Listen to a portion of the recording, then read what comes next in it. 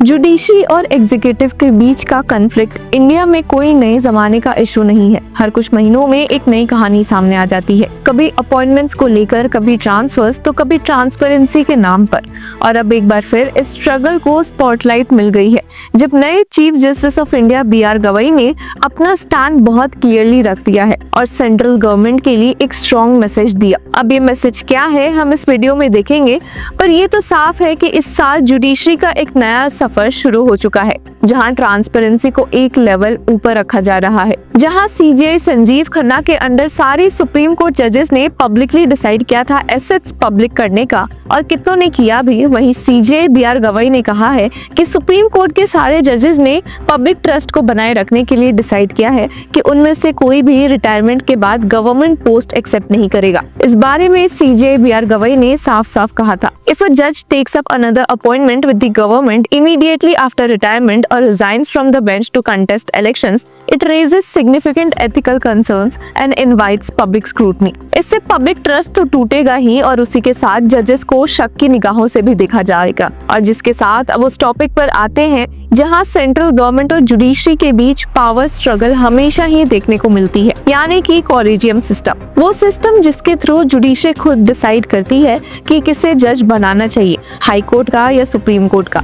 जब कॉलेजियम जजेस के नाम रिकमेंड करती है तो कई बार देखा गया है कि सेंट्रल गवर्नमेंट इन रिकमेंडेशंस पर कई सालों भी बैठ जाती है, जिसकी वजह से ही अपनी पहली कॉलेजियम मीटिंग के तुरंत बाद CJI गवई ने यूनियन गवर्नमेंट को एक स्ट्रॉन्ग मैसेज दिया। The centre should refrain from selectively acting on collegium recommendations, emphasizing that appointments and transfers should not be cleared in installments or by segregating names। ये उन्होंने 26 मई को हुई पहली कॉलेजियम बैठक के बाद बोला, एक मीटिंग जिसमें ऑल इंडिया जुडिशियल स्ट्रक्चर को काफी हद तक रिकॉन्फ़िगर करने वाले डिसीजंस लिए गए। और CJI गवई यही नहीं रुकते। एक इनसाइडर ने बताया कि उन्होंने और स्ट्रेस दिया और कहा कि segregating names from a batch of recommendations not only disturbs the seniority of judges but also sends an improper message about the collegium's authority and functioning। Gavai के लीडरशिप में कॉलेजियम ने सुप्रीम कोर्ट के लिए 3 नए जजेस रिकमेंड किए, justices NV Anjaria, विजय बिश्नोई और AS Chandorkar.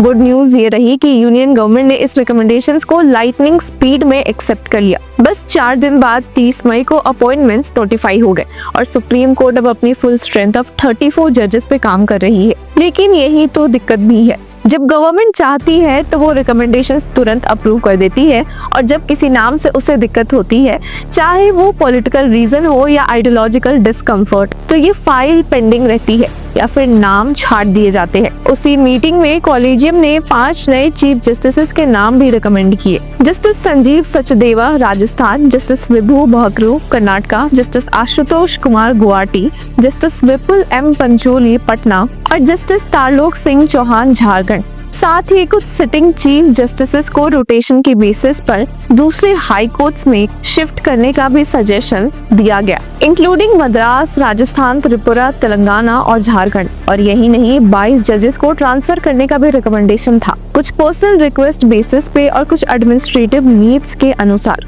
Delhi high court को तो एक साथ 6 नए जजेस मिलने वाले हैं, जो क्लियरली दिखाता है कि जुडिशरी ट्रांसपेरेंसी और एफिशिएंसी दोनों पे काम कर रही है। अब पिछले कुछ महीनों से जुडिशरी ने ट्रांसपेरेंसी को लेकर काफी बोल्ड स्टेप्स लिए हैं। फॉर्मर CJI संजीव खन्ना के टेन्योर में कॉलेजियम रेजोल्यूशंस, जजेस के प्रोफाइल्स और उनका एसेट डिक्लेरेशन सब कुछ सुप्रीम कोर्ट की ऑफिशियल वेबसाइट पर अपलोड किया जा रहा है। ये ट्रांसपेरेंसी इनिशिएटिव जुडिशरी के अंदर एक सीरियस इंटेंट को रिफ्लेक्ट करता है। और अब कह रहे हैं कि all the files except one with the consent of the judge concerned reached late and led to some administrative issues have been cleared and are awaiting final notification by the government. They may happen within a week। अगर ये सच होता तो एक बार के लिए लगता है कि जुडिशरी और एग्जीक्यूटिव सेम पेज पर आने की कोशिश कर रहे हैं, लेकिन क्या ये एक एक्सेप्शन है या नया नॉर्म बनेगा, ये सवाल अभी भी फंसा हुआ है। ऐसा नहीं है कि ये पहला मौका है जब जुडिशरी ने सिलेक्टिव अप्रूवल्स को लेकर अपना गुस्सा जाहिर किया हो। 2014 में भी कुछ ऐसे ही हुआ था। तब के CJI RM लोधा ने यूनियन लॉ मिनिस्टर रविशंकर प्रसाद को एक स्ट्रांगली वर्डेड लेटर लिखा था, जब गवर्नमेंट ने सुप्रीम कोर्ट के लिए रिकमेंड किए गए 4 जजेस में से एक गोपाल सुब्रमण्यम का नाम ड्रॉप कर दिया था। सुब्रमण्यम ने लेटर ऑन नॉमिनेशन वापस ले लिया था, लेकिन जुडिशरी का सिग्नल क्लियर था, don't interfere with the collegiums decisions. Recent year में भी ये फ्रिक्शन बरकरार रहा है। 2022 से 2023 के बीच जस्टिस संजय किशन कौल की बेंच ने भी सेलेक्टिव अपॉइंटमेंट्स को क्रिटिसाइज किया था। उनका कहना था selective appointments damage the element of workable trust between the judiciary and the executive.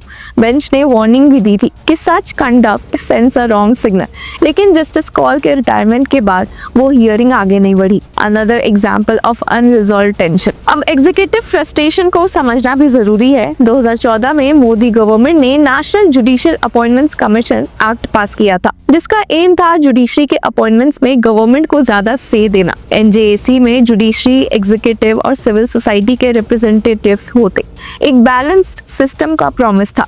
लेकिन 2015 में सुप्रीम कोर्ट ने एनजेएसी को अनकॉन्स्टिट्यूशनल डिक्लेयर कर दिया। कोर्ट का कहना था कि यह सिस्टम जुडिशरी की इंडिपेंडेंस को कॉम्प्रोमाइज करता है, जो कॉन्स्टिट्यूशन के बेसिक स्ट्रक्चर का पार्ट है। सिंस देन जुडिशरी और एग्जीक्यूटिव का रिलेशनशिप स्ट्रेन्ड ही रहा है। गवर्नमेंट का कहना है कि कॉलेजियम ओपेक है और जुडिशरी का कहना है कि एग्जीक्यूटिव का रोल लिमिटेड रहना चाहिए। मेमोरेंडम ऑफ प्रोसीजर जो अपॉइंटमेंट्स को गाइड करते हैं, उसे लेकर अब तक कोई फाइनल अग्रीमेंट नहीं हुआ है।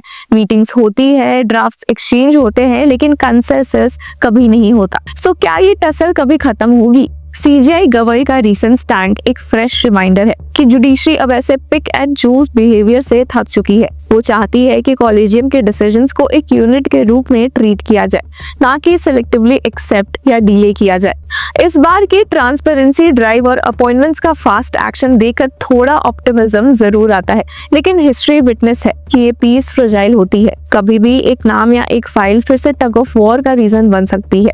और सबसे बड़ी बात ये है कि ये सिर्फ जुडिशरी और एग्जीक्यूटिव के बीच का ईगो क्लैश नहीं है, इसका इम्पैक्ट आम लिटिगेंट्स, पेंडिंग केसेस और जुडिशियल एफिशिएंसी पे डायरेक्टली पड़ता है। जब हाई कोर्ट्स में जजेस नहीं होते तो बैकलॉग बढ़ता है, जब अपॉइंटमेंट्स डिले होते हैं तो डिजर्विंग जजेस का करियर इफेक्ट होता है। अल्टीमेटली जस्टिस डिलीवरी सिस्टम सफर करता है। इंडिया जैसी डेमोक्रेसी में जुडिशरी और एग्जीक्यूटिव दोनों अपने अपने रोल में पावरफुल, लेकिन जब दोनों के ही बीच में ट्रस्ट नहीं होता तो सिस्टम फ्रैक्चर होता है। जुडिशरी की इंडिपेंडेंस इंपॉर्टेंट है, लेकिन एग्जीक्यूटिव अकाउंटेबिलिटी भी चाहिए। लेकिन जब ये दोनों अपने अपने जोन में रिजिड हो जाते हैं तो पब्लिक का कॉन्फिडेंस हिलता है। सीजीआई बीआर गवाई ने इस बार सीधा बोल दिया, don't clear appointments in instalments. उन्होंने एक क्लियर मैसेज दिया है कि सेग्रीगेशन अंडरमाइंस अथॉरिटी। सवाल ये है कि क्या सरकार इस मैसेज को समझेगी या एक बार फिर ये issue political heat, legal coldness और एडमिनिस्ट्रेटिव साइलेंस के बीच खो जाएगा। क्योंकि जब तक जुडिशरी और एग्जीक्यूटिव एक ही पेज पे नहीं आएंगे तब तक इंडिया का जस्टिस सिस्टम अधूरा ही रहेगा। And justice delayed isn't just justice denied,